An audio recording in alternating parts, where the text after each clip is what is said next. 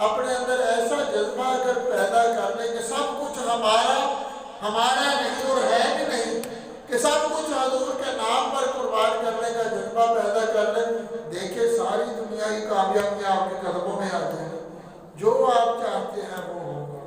محبت کے ساتھ، خلوص کے ساتھ اپنا زیادہ تر وقت حضور کی بارگاہ میں درود و سلام پڑھتے ہوئے گزاریں، پھر دیکھیں کہ رات آپ کچھ سوچ کر سوئیں گے، دوسرے دن آپ کا نقشہ بدلا ہوگا، جو آپ چاہتے ہیں وہ کام ہو گیا ہوگا۔ دوسرے دن پڑھیں گے جتنا محبت عشق و مستی میں ڈوب کر، تیسرے دن اور ترقی مل جائے گی، چوتھے دن اور ترقی مل جائے گی، اتنا عروج ملے گا کہ لوگ آپ کو مثال دیں گے آپ کی کہ یہ وہی شخص ہے جو